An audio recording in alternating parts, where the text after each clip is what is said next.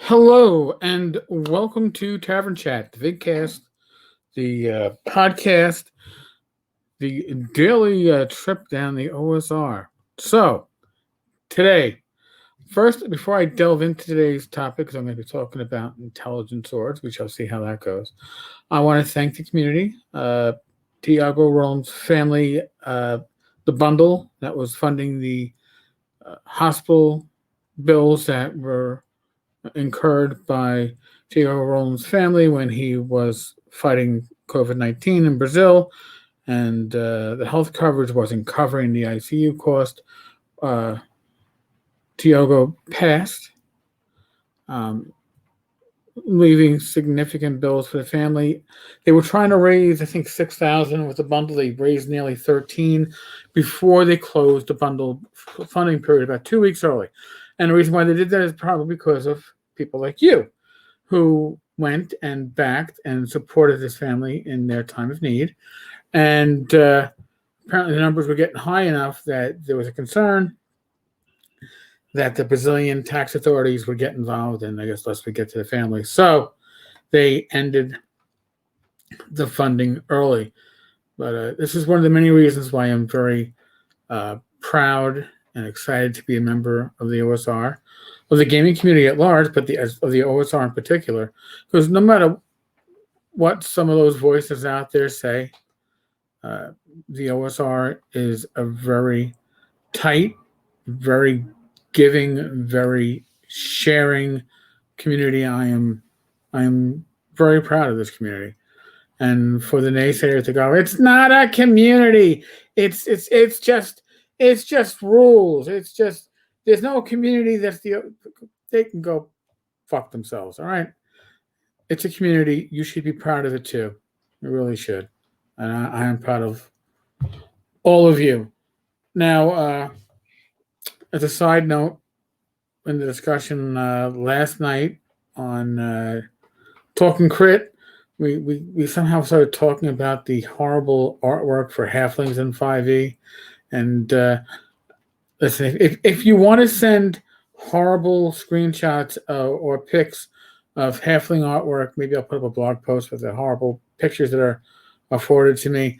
You can send them to tenkarstavern@gmail.com and just say halfling shit in the subject, and I'll be happy to give it a look. Now, this is it on with the show, however that damn Bugs Bunny theme song went, right? I'm going to be talking about intelligent swords, and there's a reason why, and this is the reason. Okay, on page 168, at the end of the 2 pages of information on intelligent swords, 2 pages devoted to intelligent swords in the 1E DMG, the Dungeon Master's Guide, we have the following paragraph at the end, and I've highlighted what I thought was the most important part of that paragraph.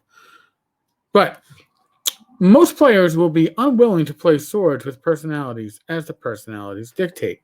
Because as I will go into momentarily, these swords are basically potentially non-player characters that will be with the party constantly, which means DMPCs effectively. But we'll get to that. It is incumbent upon the DM to ensure that the roll of the sword, wait for it, it's coming, is played to the hilt. The roll of the sword is played to the hilt. I got what you did there, Gary. I really do. It was it's a hidden gem. It's one of those jokes that would have probably gone over well in the Catskills, maybe in the late 70s and early 80s. One of those bad puns, but yes. You got to play that sword's personality to the hilt, with the DM assuming the persona of the sword, if necessary. So, like I said, it's 2 pages of intelligent swords. Now, why do intelligent swords get 2 pages? Well, because there is something here, and what Gary is doing is he is drawing upon the Elric mythos. He is drawing upon Stormbringer. Now, how do you? It's an intelligent sword. It's got ego. It's got an ability to basically uh, suppress a player character's will and bend it to its own. Now, this probably only happens with swords that are highly intelligent, not the ones that are like empathic, but ones that can speak, and ones that have special purposes. Because once they have a special purpose, their ego points go through the fucking roof. So, would I give out swords that you can maybe detect magic with or detect evil with? Sure. And you gave it out, and the sword could maybe like tell you it was happy or sad, and that was about it, right? Maybe you had an intelligent sword that had a personality. And generally speaking, the intelligent sword personalities, if they spoke, were generally fucking annoying. Because that was the most, entertaining thing to do with a DM back in my teenage years was to have an intelligent sword that was a nag. It was annoying. Come on, I want to go kill shit. Why are we waiting here for? Let's go. Pick it up. That's what my intelligent swords would do. But I don't think I ever, maybe once, had a sword with enough ego to actually supplant a player's free will. And in other words, take the PC and remove the PC's free will and have the sword take over. Because here's what happens when you do that. And this is just an observation, and feel free to disagree. If you disagree, or if you agree and you want to say why you agree, the voicemail is 347-509-5168, 347-509-5168. Now, that's the reason why I hated to do things like mind control, possession, use doppelgangers to replace a player character in the party. Because while it can work in a convention situation or a one-shot, the combat of wills happens and the PC loses. Yeah, pull the PC to the side, and it's a convention game, and you go, listen, the sword has decided that you're not following its will, so now this is what the sword wants to do, and this is what you have to play. But you're still playing your character, but now your sword is making the decision, so you can change your mannerisms, you can change your voice a little bit, whatever you want to do. Change the speech pattern. You let the player play with it.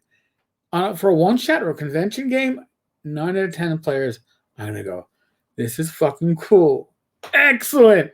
I get to fuck with the other party members, and they can't get mad at me because you're telling me I have to. This is great, right?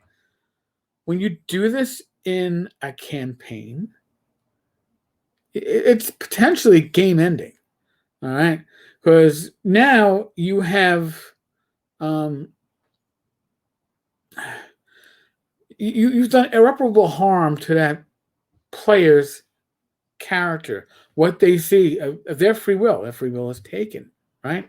So now the decisions are out of their hand. So that's why when it comes to intelligent swords, could you throw one in that has a high ego and the players are only going to keep it for that adventure and then they turn it over to the church or whatever and the sword knows? Yeah. You're on the same mission. They're all focused and you can and that's fine.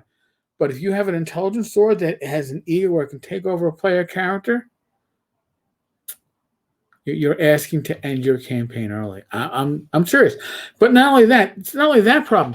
An intelligent sword is a DM's mouthpiece, right? That's that, and that's therein lies the crux. Therein lies a lot of the danger. People who's Elminster was a DMPC. Well, it certainly was. It was the parties getting their ass kicked. Also, Elminster comes out of the background and let me save you from this. Kind of like Dragonlance, right? And Fizzban was like a DMPC. Played off as a goofy, but yeah, it was when the chips are down, I can throw this out there. Well, an intelligent sword isn't quite that level of a DMPC, but it's like, oh, the players are stuck. Well, why don't we try going around to that door that we forgot to open and see if that will lead us to the witch's coven? We missed the door? Why, yes, we missed the door, which on your map would be right here, because that's what you wind up using these fucking intelligent swords for as a DM, and it's a danger, or at least it's a temptation. So I would, unless it has a story element, and unless it's going to be temporary, a highly intelligent sword, a sword with big powers, big ego, no, I don't. I personally don't see it. Now, maybe your experience is different. Again, 347-509-5168. Tell me your experience. I like to hear it. Or if you're better at writing, email 10carstavern@gmail.com. I generally don't read emails online because, on the show, because the podcast that used to do the email reads would, and I don't want to joke about this, and they would just make me want to turn off the podcast or at least fast forward because it's like, oh, we have more emails. So if you do write an email, odds are I'm just going to paraphrase it. But if you send a voicemail, your voicemails get shared because it's almost like you're something like you're making a guest appearance on the cast. Hoo-hoo. All right. So that's my thoughts on intelligent swords. Play their personalities to the hilt, folks. Remember, ha ha, he he. God help us. Folks, we're still in the midst of the world of COVID. I am not a medical professional. I make no claims to be. Use your common sense to keep yourself, your family, your friends, your loved ones, your community healthy and safe. Your health is a priority. If you're not healthy, well, then you can't help out. You can't help others, and all you can do is make others sick. Right? So take care of yourself first. It's the first step. Be safe. Be well. God bless. Roll those dice. I'm not going to knock on wood. I've had somebody tell me I shouldn't knock on the wood if they find it annoying. But pretend I'm knocking on wood. Knock, knock, knock. God willing, I will be back again tomorrow, I believe, with Glenn Hallstrom / Old Man Grognard for Dungeons, Dragons, and Discourse. Live stream, 8 p.m. this Friday night, which will be April 16th, 8 p.m. Eastern. All right, folks, on that note, I am out of here.